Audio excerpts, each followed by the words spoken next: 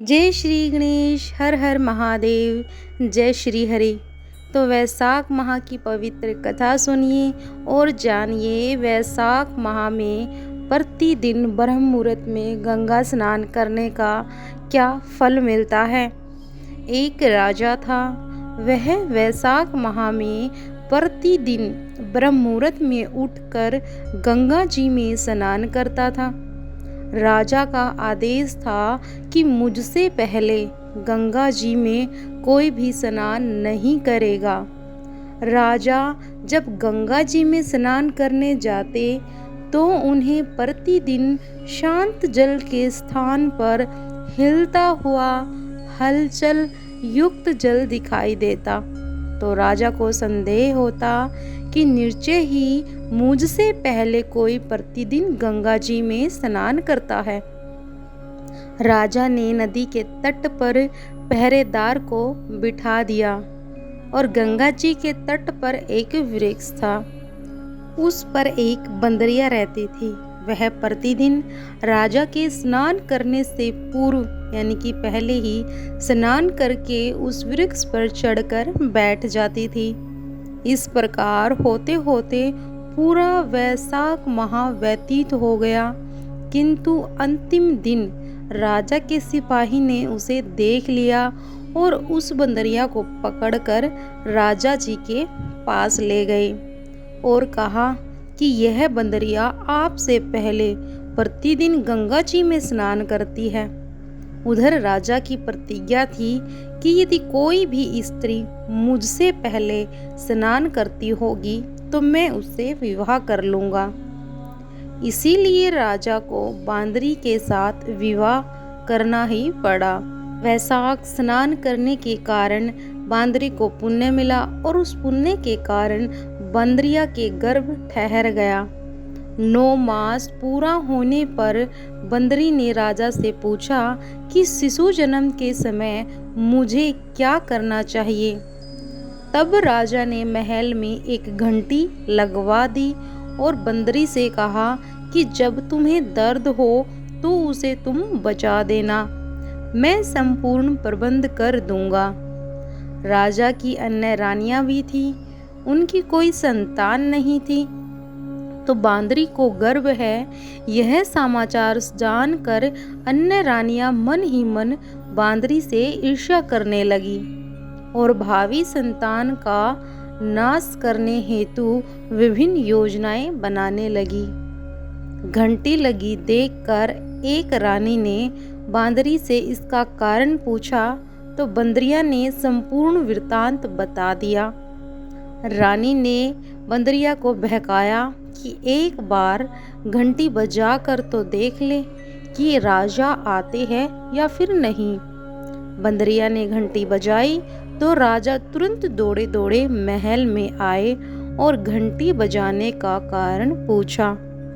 इस पर बंदरी ने उत्तर दिया कि मैंने तो रानियों के कहने पर घंटी बजाई थी।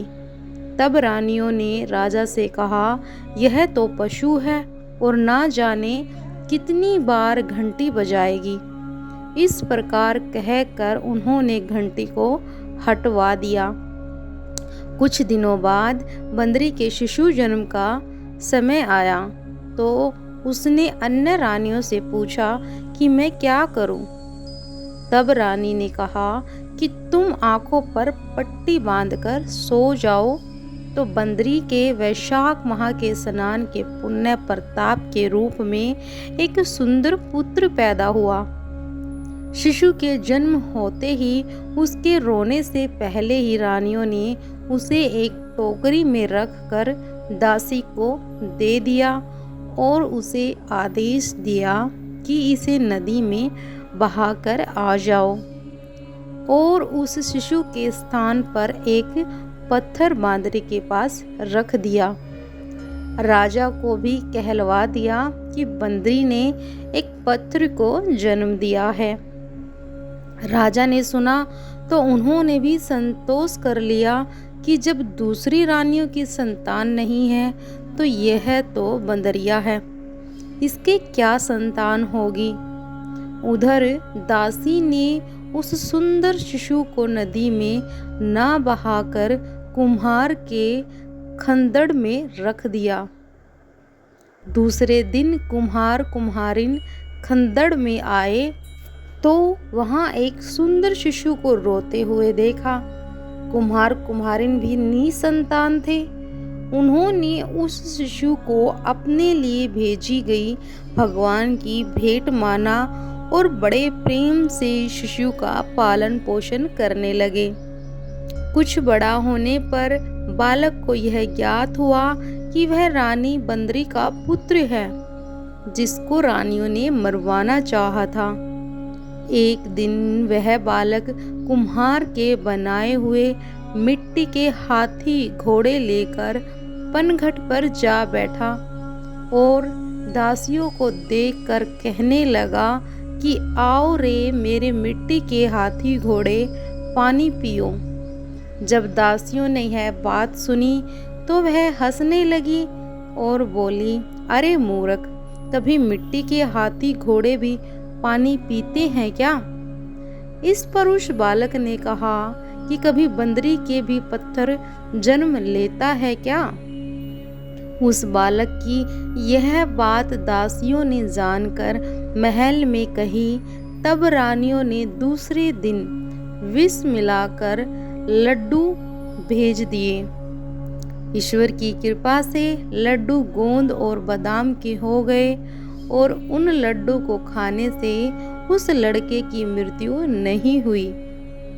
यह समाचार दासी ने रानी को कहा और रानी ने राजा से कहकर कुम्हार को देश निकाला दिलवा दिया। कुम्हार वन में रहने लगा। तत्पश्चात अगले वर्ष चैत्र माह में माता के गणगौर की पूजन का दिन आया तो वह बांदरी का पुत्र 108 करवे और 108 गोली लेकर तथा घड़े में पानी भरकर बगीचे के बाहर बैठ गया। उधर राजा की ओर साहूकार की पुत्रियां गणगौर बनाने के लिए मिट्टी लेने के लिए आई तो बगीचे में खेलने और झूलने लगी। इस कारण कुछ समय बाद उन्हें प्यास लगी। तब उन्होंने उस बांदरी के पुत्र से जल पिलाने के लिए कहा तो उस बालक ने उत्तर दिया कि मेरे पास एक गोली है, उसे खाते जाओ और मेरे चारों ओर फेरे लगाती जाओ, तब मैं तुम्हें जल पिलाऊंगा। इस पर पहले तो कन्याओं ने मना किया, किंतु प्यास तीव्र होने के कारण वह उसकी बात को मान गई। इस प्रकार गोली खाने और उस युवक के साथ फेरे लेने से वह गर्भवती हो गई। बाद में जब उनके माता पिता को यह ज्ञात हुआ तो वह सभी कुम्हार के पास आए और संपूर्ण वृतांत सुनाया तथा कहा कि तेरे पुत्र ने हमारी कन्याओं से विवाह किया है, अब तुम्हें इन्हें अपने पास रखना होगा। तब कुम्हार ने निर्धन होने के कारण उन्हें रखने में असमर्थता व्यक्त की तो कन्याओं के माता पिता ने बहुत सारा धन देकर अपनी कन्याओं को कुम्हार के घर विदा किया और कुम्हार के घर 108 बहुएं आ गई और कालांतर में उनके 108 ही पोते हो गए। कुम्हार ने समस्त नगरी को भोजन हेतु निमंत्रण दिया और राजा को भी बुलवा दिया। अब राजा के यहाँ से रानी बंदरी के अतिरिक्त जब भोजन हेतु पधारे तब राजकुमार राजा की आज्ञा लेकर बंदरी को लेने रथ पालकी लेकर गया और लाकर सभा में सबसे ऊंचे सवर्ण आसन पर बिठाया। राजकुमार ने अपनी सभी पत्नियों को समझा दिया कि बंदरी ने मुझे जन्म देने वाली ही माता है, तो एक एक बहू रानी बंदरी के चरण स्पर्श करती गई और एक एक सोने का सिक्का और पोते को गोद में देती गई। जब राजा और अन्य रानियों ने यह सब देखा तो कुम्हार के पुत्र से इसका कारण पूछा। रानियों को तो संदेह होने लगा कि अवश्य ही बांदरी का पुत्र है। इसीलिए रानी और रूठ कर राजा को कहने लगी कि कुम्हार के पुत्र ने हमारा अपमान किया है और बांदरी का सम्मान किया है। हम लौट कर जा रहे हैं। तो इधर राजा को पुत्र के जन्म का संपूर्ण रहस्य ज्ञात हो जाता है। इसीलिए उन्होंने रानियों को देश निकाला दे दिया और अपनी सभी पुत्र वधू एवं पुत्रों को लेकर महल में आ गए और राजकुमार का राज तिलक हुआ। कुम्हार कुम्हारिन को राजकुमार ने महल में रहने के लिए निवेदन किया, किंतु वह नहीं माने। तब राजा ने उन्हें ढेर सारा धन दे दिया।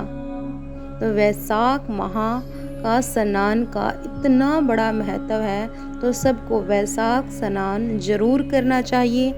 बंदरिया ने वैशाख स्नान किया तो उसे राजा का राज्य, पुत्र, बहुएं आदि सब प्राप्त हुई। तो ईश्वर जैसे बांदरी को पुण्य मिला, इस प्रकार हमें भी पुण्य दे। कहानी सुनने वालों को पुण्य दे, स्नान करने वालों को पुण्य दे। तो वैशाख माह में श्री हरि की पूजा में भी अपने मन को लगाए रखना और वैशाख माह की सभी कथाएं भी जरूर सुनना। जय श्री हरि, जय श्री हरि।